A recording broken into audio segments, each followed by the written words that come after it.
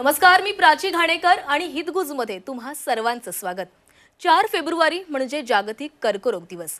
कर्करोगाचं नाव जरी ऐकलं तरी सर्वांनाच भीती वाटू लागते। मात्र सध्या कर्करोगावर अनेक उपचार पद्धती तयार झाल्यात आणि त्यामुळे आज हितगुजमध्ये आपण कर्करोगावरील प्रगत उपचार पद्धतींचे पर्याय या विषयांवर चर्चा करणार आहोत। यावर मार्गदर्शन करण्यासाठी आपल्यासोबत आहेत कर्करोग तज्ञ डॉक्टर अविनाश तळेले आणि डॉक्टर रौनक लक्ष्मी शिरसाट तळेले।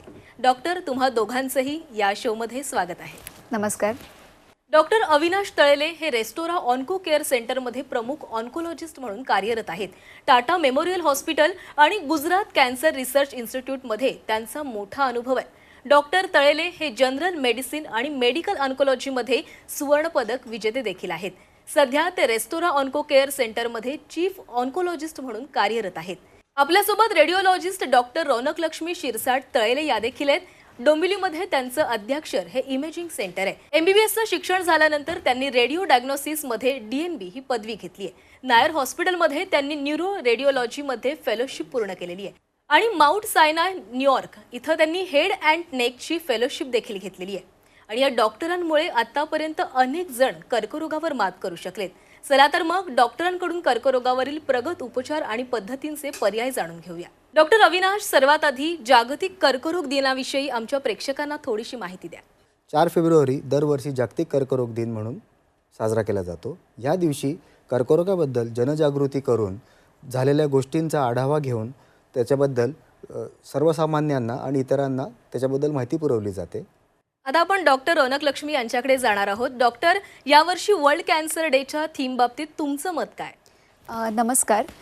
ही जी वर्ल्ड कॅन्सर डेची थीम असते ही जनरली WHO डिसाईड करतं आणि it is common for the upcoming 3 years. So आता ही थीम आपली 2025 मध्ये चेंज झाली आहे आणि it is united by unique. नाव युनायटेड बाय युनिकचं जर माझं इंटरप्रिटेशन म्हणायचं झालं तर मला असं वाटतं की कॅन्सर हा खूप एक कॉम्प्लेक्स आजार आहे आणि तो व्यक्तिमानानुसार त्याचे हे सिम्पटम्सही बदलतात, त्याचे प्रिडिस्पोजिशनही बदलतात। कारण आपल्या सगळ्यांचं जेनेटिक मेकअप किंवा आपण ज्या वातावरणात राहतो, खातो पितो, आपल्या आजूबाजूचे फॅक्टर्स, जे पोल्युशनला एक्सपोज होतो, हे सगळं वेगळं वेगळं असतं। तर तसंच आपण जे स्क्रीनिंग करायला जातो किंवा आपलं जे मोटिवेशन असतं की आपण हेल्दी खाऊ, हेल्दी गोष्टी करू किंवा मी स्वतः 40 नंतर माझं चेकअप करीन, हे सुद्धा विविध असतं। त्यामुळे प्रत्येकाचे विविध फॅक्टर्स आयडेंटिफाय करणं, त्यानुसार त्यांना मोटिवेट करणं, हे यावर्षीच्या थीममधून आपल्याला पुढे प्रसार करायचा आहे। नक्कीच डॉक्टर, तुम्ही दोघांनी या संपूर्ण कर्करोग दिनाबद्दल माहिती दिलेली आहे। डॉक्टर अविनाश, खरं तर रेस्टोरो ऑन्को केअर सेंटर ही थीम आपल्या कामात कशा प्रकारे फॉलो करते? रेस्टोराचा अर्थच टू रिस्टोर बॅक असा आहे। रेस्टोरा ऑन्को केअर सेंटर सर्वसामान्यांसाठी कर्करोग सुविधा त्यांच्या घराजवळ उपलब्ध करून देत आहे। जसं थीमबद्दल मॅडमने सांगितलं, आमच्या याच्यासाठी काही 4 फाउंडेशनल पिलर्स म्हणजे आधारस्तंभ असे आहेत। त्याच्यामध्ये आहे कोलॅबरेटिव्ह स्ट्रेंथ, म्हणजे सगळे कॅन्सरचे एक्सपर्ट्स एकत्र येऊन तिथे ट्रीटमेंट करतात। दुसरं आहे इन्क्लुझिव्हिटी ऑफ केअर, नंतर आहे रिसर्च अँड इनोव्हेशन आणि आहे अवेअरनेस अँड ॲक्शन्स। तर आमच्याकडे मल्टीडिसिप्लिनरी ट्यूमर बोर्ड्स आहेत, जिथे सगळे कर्करोग तज्ज्ञ एकत्र बसून पर्सनलाइज ट्रीटमेंट प्लॅन आपण चॉकआउट करत असतो। तसंच मॉलिक्युलर ट्यूमर बोर्ड आहे। कॅन्सरचं निदान नुसतंच हिस्टॉलॉजिकल डायग्नोसिस पुरतं मर्यादित न राहता त्याच्यामध्ये जेनेटिक बायोमार्कर्स, ॲक्शनेबल म्युटेशन्स आणि इतर एक्सप्रेशन मार्कर्स शोधून परफेक्ट आणि अगदी योग्य अशी ट्रीटमेंट आपण त्यासाठी निर्धारित करू शकतो आणि ती आम्ही पूर्णपणे फॉलो करतो। डॉक्टर, तुम्ही प्रेक्षकांना काय सांगाल की प्राथमिक लक्षणं या कर्करोगाची नेमकी काय असतात आणि जर याचं वेळेवर निदान झालं तर ते का महत्त्वाचं आहे, त्याचं लवकर निदान होणं? कर्करोगाची प्रामुख्याने प्राथमिक लक्षणं वेगवेगळी असू शकतात। त्यामुळे सगळ्यात महत्त्वाचं त्याच्याबद्दल जनजागृती होणं महत्त्वाचं आहे। अनएक्सपेक्टेड वेट लॉस हे एकदम साधं उदाहरण आहे, ते कॉमन असतं। तसंच न बरं होणारा अल्सर किंवा न बरी होणारी जखम ही असू शकते किंवा शरीरात किंवा अंगात किंवा अवयवामध्ये एखादी गाठ तयार होणे किंवा एखादी गाठ लागण्याची सुरुवातीला दुखत नाही आणि नंतर ती मोठी झाल्यानंतर आजूबाजूच्या स्ट्रक्चर्सला कंप्रेस केल्यामुळे दुखायला लागते। हे असे काही बेसिक लक्षणं कर्करोगाची सुरुवातीला असतात। मग मी तुमच्याकडे येईन, रेडिओलॉजीचं कॅन्सरवर खरं तर निदान होण्यासाठी आणि ट्रीटमेंटमध्ये त्याची नेमकी भूमिका काय असते? अगदी जर सोप्या भाषेत सांगायचं तर रेडिओलॉजी तुमच्या शरीराचा आतला आरसा आहे. सो आता जसे सर म्हणाले अनएक्सपेक्टेड वेट लॉस, आपण एक्सपेक्ट केलं तरी वेट लॉस करू शकत नाही. So unexpected weight loss is one of the major symptoms. जेव्हा असे काही सिम्पटम्स हे तज्ज्ञ आढळून घेतात तेव्हा आपल्याला हे फाइंड आउट करायला लागतं की आता ही गाठ कुठे आहे. तर जेव्हा आपण हे विचार करतो की ही गाठ कुठे आहे तेव्हा ती गाठीचं उगम शोधणं, तिचा आजूबाजूला प्रसार किती झाला आहे आणि तिच्या प्रसारानुसार ती आजूबाजूच्या, जसे सर म्हणाले की पेन व्हायला लागतो, ती दुसऱ्या अवयवांमध्ये पसरली किंवा कंप्रेस करायला लागली, तर हे सगळं फाइंड आउट करण्यासाठी आपण रेडिओलॉजिकल स्कॅन्स वापरतो. मग ते एक साधा एक्सरे असू शकतो किंवा ultrasound, CT scan, MRI and sophisticated scans like pet CT. So हे सगळं करण्यामागचा म्हणजे विचार असा आहे की आपल्याला नुसती ती गाठ आयडेंटिफाय नाही करायची आहे, तर रेडिओलॉजीच्या साह्याने जाऊन तिचा एखादा तुकडा काढून तो हिस्टोलॉजिकल आणि सर म्हणाले तसं जेनेटिक मेकअपसाठी टेस्टिंगला पाठवायचा आहे. आणि त्याचबरोबर आपल्याला हेही पाहायचं की समजा आपल्याला जर सर्जिकल ऑप्शन द्यायचं आहे पेशंटला, तर ती कुठे पसरली आहे, थोडी सर्जरी करावी लागेल का, काही मोठं आहे किंवा रेडिओथेरपी प्लॅन करायची आहे, तर हे सगळं आपल्याला रेडिओलॉजीच्या साह्यानेच करता येते. नक्कीच सर, मी तुमच्याकडे येईन. खरं तर कर्करोगाचा विचार केला तर अनेकांना अनेकदा भीतीच वाटते त्या रोगाबद्दल. मग कर्करोगामुळे सामान्य लोक आणि त्यांच्या कुटुंबियांना अनेक अडचणींचा सामना करावा लागतो. त्यामुळे त्या अडचणी नेमक्या कोणत्या असतात आणि रेस्टोरा ऑन्को केअर सेंटरमध्ये आपण या समस्या कशा प्रकारे सोडवता? सगळ्यात मोठी अडचण जी सर्वसामान्यांना उद्भवते की लेट डायग्नोसिस. त्यांना सिम्पटम्स समजलं नसल्यामुळे डायग्नोसिस उशिरा होतं. डायग्नोसिस झालं तरी त्याच्या अद्ययावत सुविधा लोकांपर्यंत नसतात. तर रेस्टोरा ऑन्को केअरमध्ये आम्ही या सगळ्या गोष्टींची काळजी घेतलेली आहे. आमच्या तर ॲक्सेस टू क्वालिफाईड ऑन्कोलॉजिस्ट हे सुद्धा एक सगळ्यात मोठं चॅलेंज आहे. त्याच्यानंतर कॅन्सर हा खर्चमय आजार आहे. त्याचा मोठ्या रुग्णालयांमध्ये किंवा इतर ठिकाणी खर्च त्याचा फार जास्त असतो. तर आम्ही ह्या सगळ्या गोष्टी एकत्र एका ठिकाणी आणण्याचा प्रयत्न केला आहे, जिथे अर्ली डायग्नोसिस होऊन कॉस्ट इफेक्टिव्ह आणि affordable treatment is made available to all the people.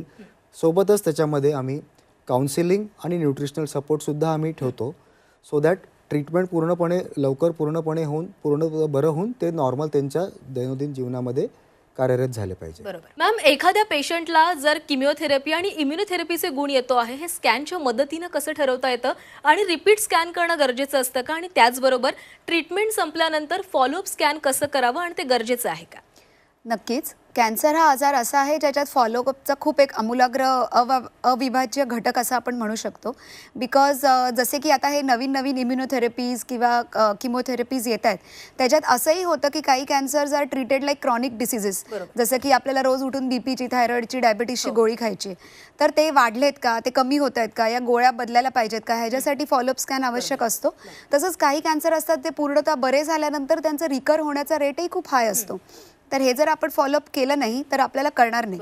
आणि हे फॉलोअप सुरुवातीला तुमची ट्रीटमेंट संपल्या एखाद्या ऑन्कोलॉजिस्ट किंवा ऑन्कोफिजिशियन्स जे असतात ते तुम्हाला 3 महिने 6 महिने अशा अंतराने करायला लावतात.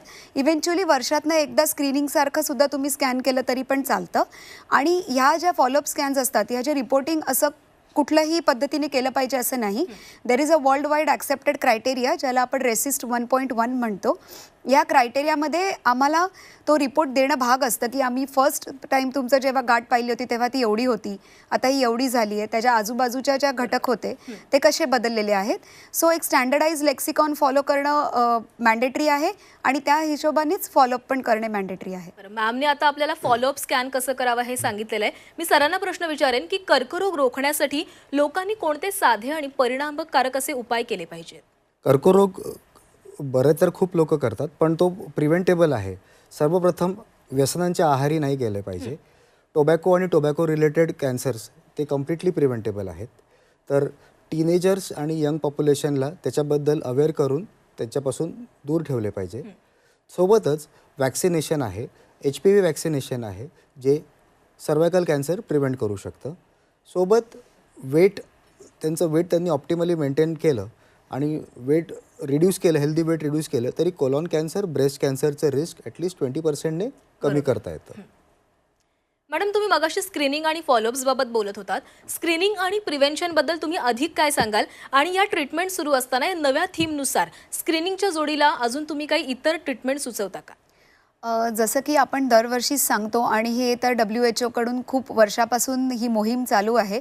That is about mammography because it is आपल्यालाही सगळ्यांना माहिती आहे की CA ब्रेस्ट हा जितका कॉमन कॅन्सर आहे तितकाच इझिली प्रिव्हेंटेबल आहे. सो 40शी नंतर दरवर्षी मॅमोग्राफी केलीच पाहिजे. प्रत्येक महिलेनी दर महिन्याला आपल्या पाळीच्यानुसार सेल्फ ब्रेस्ट एक्झामिनेशनही केलं पाहिजे.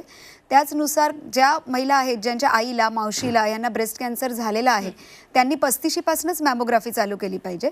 मॅमोग्राफी हे जे असे मास म्हणजे जेव्हा मास पेशंट्स एका ठिकाणी जमा करून होतात तसे न करता एका प्रॉपर ठिकाणी एनिवे तुम्ही वर्षातनं एकदाच करत आहात तर जिथे सोनोग्राफीचं मशीन आणि जिथे मॅमोग्राफीचे एक्सरे मशीन एकत्र आहेत अशा ठिकाणी तज्ज्ञाकडनं केलं तरच त्याचं ऑप्टिमल आन्सर येतं. Otherwise it is not a optimal test to be done.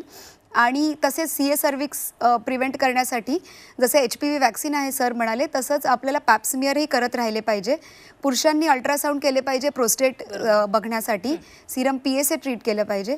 आणि जी आपली यावर्षीपासूनची थीम आहे युनायटेड बाय युनिक त्याला अनुसरून जर सांगायला गेलो तर प्रत्येकाने तुमचं मसल मास डेव्हलप करणं खास करून 40शी नंतर जे असे प्रिझर्वेटिव्स किंवा असे काही फॅक्टर्स आहेत जे आता नोन आहेत आपल्याला त्याच्याबद्दलची माहिती आपण जेव्हा एखादं फूड पॅकेट विकत घेतो त्याच्यावर दिलेली असते FSSAIनी ते सगळं नीट वाचणं आणि अवेअरली गोष्ट खाणे किंवा अगदी छोट्या छोट्या गोष्टी रोजच्या रोज पाळल्या तर त्याचा स्क्रीनिंग आणि प्रिव्हेन्शनमध्ये खूप मोठा उपयोग होतो.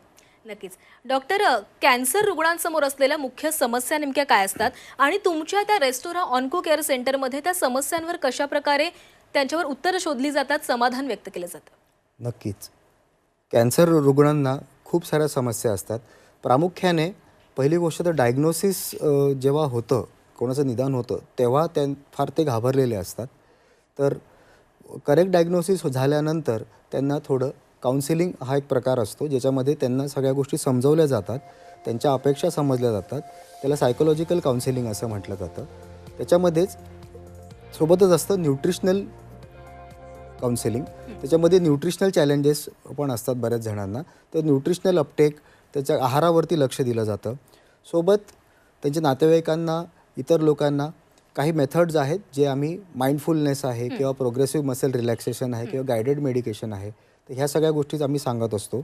आणि काही जणांना फायनान्शियल चॅलेंजेससुद्धा असतात तर ते आम्ही समजून घेऊन ऑप्टिमली आणि सगळ्यात अफोर्डेबल पद्धतीने कसं त्यांचं ट्रीटमेंट आपल्याला पूर्ण करता येईल सो दॅट त्यांचं जितकं नॉर्मल क्वालिटी ऑफ लाईफ आपल्याला मेंटेन ठेवता येईल त्याच्यावरती भर दिला जातो.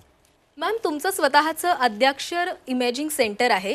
त्या सेंटरमध्ये डिटेक्शन संदर्भात वेगवेगळे काही स्कॅन्सही केले जातात. नेमके ते स्कॅन्स काय असतात आणि तिथे टेस्ट नेमक्या कशा केल्या जातात? आणि अगदी सुरुवातीलाच सरांनी कर्करोगाबाबत काही संदेश देखील दिलेले होते, त्यामुळे तुम्ही देखील काय संदेश द्याल? अद्याक्षर इमेजिंगमध्ये अद्ययावत मशीन्स तर आम्ही सगळ्याच पॉसिबल जेवढ्या आहेत आम्हाला ठेवण्याचा प्रयत्न केला आहे including high end CT scan and MRI. But जास्तीत जास्त फोकस माझा असतो की चांगल्यातले चांगले जे सॉफ्टवेअर्स असतात जे डेली बेसिसवर त्याच्यात न्यू अँड न्यू इनोव्हेशन्स होत असतात. आजकाल AI टूल्ससुद्धा रिपोर्टिंगला मदत करायला खूप वापरले जातात ते वापरता यावे. आणि अजून एक भर माझा या गोष्टींवर असतो की फास्ट स्कॅन सेंड करता आला पाहिजे. मग तो रेफरिंग फिजिशियन असो किंवा अगदी कुठे बाहेरच्या देशात काही लोक ट्रीटमेंट घेत असतात, काही लोक डोंबिवलीत स्कॅन करतात पण ते टाटाला ट्रीटमेंट घेत असतात. तर अशा सगळ्या ठिकाणी आपल्याला इझी अवेलेबिलिटीमध्ये स्कॅन्स आणि डेटा पाठवता आला पाहिजे. तो पेशंटसाठी वर्षानुवर्ष फॉलोअपसाठी अवेलेबल करून देता आला पाहिजे ह्याच्यावरती माझा जास्त भर असतो. आणि थोडक्यात संदेश सांगायचा झाला तर अशी गोष्ट आहे की जेव्हा आपण स्वतःच्या बद्दल जास्त अवेअर होतो ते जास्त गरजेचं आहे. कुठलंही फॅड फॉलो करण्याच्या आधी त्याचे दुष्परिणामही पाहिले पाहिजेत. आणि cancer is a very preventable disease. पण तो तरीसुद्धा जर कधी झाला तर खचून न जाता ट्रीटमेंटचा योग्य तसा उपाय करून त्यातून बरे झाले पाहिजे. सर आणि मॅम, अगदी सुरुवातीपासूनच आपल्याला कर्करोग कसा बघितला जावा, कसा शोधला जावा, त्याची लक्षणं काय असतात, त्याच्यावर उपचार कशा पद्धतीने केले जातात हे सांगतायत. मी सरांना विनंती करेन की त्यांनी कर्करोग रुग्ण असतील आणि त्यांच्या कुटुंबियांना जागतिक कर्करोग दिनानिमित्त तुम्ही काय संदेश देऊ शकता? नक्कीच. सर्वप्रथम संदेश मला हा मेसेज द्यायचा आहे की cancer is preventable and completely treatable Wien detected early. तर घाबरून जाऊ नका. निश्चितपणे त्याच्यावरती उपचार आहेत आणि आपण मिळून त्याच्यावरती विजय मिळवू शकतो. दुसरा संदेश असा आहे की ट्रीटमेंट आता अतिशय सोफिस्टिकेटेड ट्रीटमेंट आहेत. पूर्वसारख्या ट्रीटमेंट नाही आहेत. आता targeted therapies, immune therapies, precision oncology अशा खूप साऱ्या वेगवेगळ्या थेरपीज अवेलेबल आहेत. तर तुम्ही क्वालिफाईड ऑन्कोलॉजिस्टला भेटा आणि ट्रीटमेंट तुम्ही घ्या निश्चितपणे तुम्हाला डेफिनेटली रिझल्ट्स दिसतील.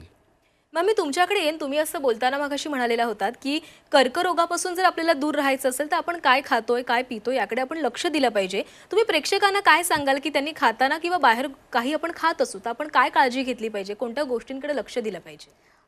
सगळ्यात पहिली गोष्ट की आपलं जे फूड डिपार्टमेंट असतं, FSSI असतं, त्याच्यामुळे आपण जे पॅकेट फूड खातो प्रत्येक ह्याच्यावरती कुठले फूड कलर्स वापरले आहेत का, की कुठले प्रेझर्वेटिव्ज वापरले आहेत का, जे आपण टाळू शकतो हे लिहिलेलं असतं. शक्यतोच आजकाल सगळेजण फोन घेऊन असतात, त्यामुळे गुगलवरती तुम्ही पटकन फाइंड आउट करू शकता. So when you are in a market you can choose to buy better. त्याच्याचबरोबर आपण म्हणजे आपण ज्यूस बनवून पितो त्यापेक्षा फळं खाणं जी आपल्याला खूप इझिली अवेलेबल असतात, that will also help.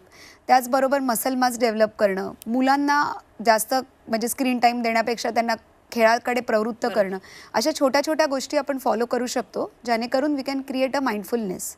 Sir, आपला रेस्टोरा जो ऑन्को केअर सेंटर जे आहे त्याच्यामध्ये कशा प्रकारे खरं तर ती कार्यपद्धती संपूर्ण चालते, कशा प्रकारे उपचार केले जातात रुग्णांवर आणि तुम्हाला काय काय अनुभव आलेले आहेत ते उपचार करताना? रेस्टोरंट ऑन्को केअर ही संकल्पना आम्ही गेले 4 वर्षापासून राबवत आहोत. हे NABH accredited one of a kind centre आहे, जिथे सगळ्या कॅन्सरच्या उपचार पद्धती आम्ही एका ठिकाणी देण्याचा प्रयत्न करतो. आम्ही स्वतः तिथे किमोथेरपी, टार्गेटेड थेरपी, इम्युनोथेरपीज आणि प्रिसिजन थेरपीज एका रूफखाली तिथे आम्ही प्रोव्हाइड करत असतो. आमची तसेच सर्जन्सची एक टीम आहे, जे क्वालिफाईड ऑन्को सर्जन्स आहेत, टाटा आणि इतर मोठ्या ऑर्गनायझेशनमधनं ट्रेंड झालेले. आणि आम्ही सोबत मल्टीडिसिप्लिनरी ट्युमर बोर्ड, म्हणजे एक कुठला एक्सपर्ट नसून 3-4 एक्सपर्ट एकत्र बसून ट्रीटमेंट प्लॅन चॉकआउट करतात आणि तो बेस्ट पॉसिबल कसा इम्प्लिमेंट करता येईल त्याच्याकडे आमचा भर असतो.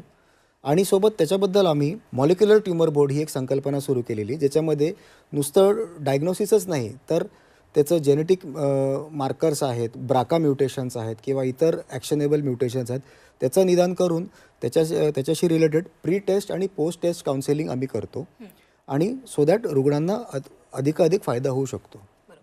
मॅम, तुम्ही रेडिओलॉजिस्ट आहात, त्यामुळे कॅन्सरवर उपचार करताना रेडिओलॉजिस्ट असणं आणि ती भूमिका जी आहे ती किती महत्त्वाची आहे ते तुम्ही प्रेक्षकांना सांगा, म्हणजे प्रेक्षकांनाही वाटेल की जेव्हा आपण एखाद्या रेडिओलॉजिस्टकडे जातो त्यावेळेस ते किती गरजेचं असतं जाणं आणि ते का महत्त्वाचं आहे. जेव्हा मी आधी बोलले, मी तुम्हाला सांगितलं की रेडिओलॉजी म्हणजे आपल्या शरीराचा आतला आरसा असतो. सो कधी कधी कसं होतं की गाठ तर दिसते आम्हालाही कळतं आहे की आता हे रिपोर्टमधनं आम्हाला पेशंटला कन्वे करायचं आहे, but is that enough? Sometimes patients report वाचून तिथे घाबरतात, कारण निओप्लास्टिक हा शब्द आजकाल पेशंट्स नाही माहिती असतो की कशाशी रिलेटेड आहे. अशा वेळेस आम्हाला जनरली पेशंट्सना भेटायची सवय नसते other than we just see the scans. पण त्यावेळेस आता मला असं वाटतं की एक थोडा वेळ काढावा, आम्हीसुद्धा पेशंटशी बोलतो की घाबरण्यासारखं काही कारण नाही आहे, हे ट्रीटेबल आहे. फॉर एक्झाम्पल ब्रेस्टची सोनोग्राफी करताना जर गाठ आढळली तर आम्हीच पेशंटना थोडंसं काउन्सिल केलं पाहिजे की आपण ह्यातनं तुकडा काढून चेकिंग करू, तुम्ही हे चॉईसेस ऑफ डॉक्टर्स आहेत यांना भेटा, त्याने करून तुम्हाला हे चॉईस ऑफ ट्रीटमेंट मिळतील. आणि सगळ्यात इम्पॉर्टंट धीर देणे, कारण जेव्हा तुम्हाला तुमचा ज्या स्कॅनवरती तुम्हाला एवढा मोठा धक्कादायक असा निर्णय भेटला आहे, त्या डॉक्टरनेच जर तुम्हाला त्यावेळेस धीर दिला तर सुरुवातीपासून बघण्याचा आउटलुक बदलतो. मॅम, तुम्ही सांगितल्याप्रमाणे जर कर्करोगावर आपण उपचार तर करतोच, उपचार पद्धती आहे, पण त्याचसोबत तुम्ही एक महत्त्वाचा मुद्दा मांडला, तो होता काउन्सिलिंगचा, कारण काउन्सिलिंग पण त्या रुग्णाची जास्त गरजेची असते. यावेळेस या संदर्भात तुम्ही प्रेक्षकांना काय सांगू शकाल? मला वाटतं काउन्सेलिंग हे जे सरांचा इट्स लाईक आवडता विषय, आणि आम्ही पहिल्यांदा पाहिलं की रेस्टॉरंटमध्ये सर इन्सिस्ट की खूप सगळे काउन्सिलर्स असले पाहिजेत when it comes to diet, then also when it comes to psychological health, not of the patient but of the primary care giver. तर त्याने खूप फरक पडतो. जर प्रायमरी केअर गिवर निगेटिव्ह असेल आणि पेशंट पॉझिटिव्ह असेल तरीसुद्धा ते त्यांच्याबद्दलचं म्हणजे त्यांच्यामधली हार्मनी वर्क नाही करत. सो आय थिंक सरांनी थोडं या बाबतीत एलॅबोरेट केलं पाहिजे. सर, तुम्ही सांगू शकता यावर? निश्चितपणे काउन्सिलिंगमध्ये आम्ही बऱ्याचदा असं वाटतं की काउन्सिलिंग म्हणजे त्यांना खूप सारा सल्ला देणे किंवा खूप जास्त समजवणे असं असते, पण जे मला रिअलाईज झालं की काउन्सिलिंग म्हणजे प्रामुख्यामध्ये त्यांना पूर्णपणे ऐकून घेणे आणि त्यांचे कन्सर्न्स समजल्यानंतर त्यांना एक रोडमॅप दिल्यानंतर इट वर्क्स वेल. सर, एक मी शेवटचा प्रश्न तुम्हाला विचारेन, आपल्या आगामी येणाऱ्या पुस्तकाबाबत आमच्या प्रेक्षकांना तुम्ही एक थोडक्यात काही माहिती सांगाल? तर cancer treatment it is a sheer honour and privilege to be an oncologist. तर ऑन्कोलॉजीमध्ये प्रॅक्टिस करत असताना मला असे बरेचसे अनुभव आलेले आहेत, जे लोक असे सांगतात तर ते त्यांच्याच तोंडातनं मी एका पुस्तकाच्या रूपामध्ये मी आणू इच्छितो, ज्याच्यामध्ये कर्करोग विजेत्यांच्या त्यांच्या स्टोरीज आहेत. आम्ही दरवर्षी एक सर्वायवर मीट करतो जिथे सगळे बरे झालेले रुग्णांना आम्ही औक्षण करून स्वागत सत्कार करतो. तर त्यांच्याचपैकी एकाची ही संकल्पना होती की मला ही माझा अनुभव किंवा माझी गोष्ट इतरांपर्यंत पोहोचवायची आहे. तर तो एक छोटा प्रयत्न आम्ही करत आहोत. नक्कीच सर आणि मॅमनी तुम्ही दोघांनीही अगदी सुरुवातीपासूनच कर्करोगाला घाबरू नका, त्याच्यावर उपचार पद्धती आहे आणि त्याला सामोरं जा असं सगळ्या प्रेक्षकांना माहिती दिलेली आहे. धन्यवाद दोघांनाही की तुम्ही या झी 24 तासच्या कार्यक्रमामध्ये आलात आणि प्रेक्षकांना ही संपूर्ण माहिती दिली. आणि या विशेष कार्यक्रमामध्ये आता वेळ झाली इथेच थांबण्याची. पाहत रहा झी 24 तास. धन्यवाद.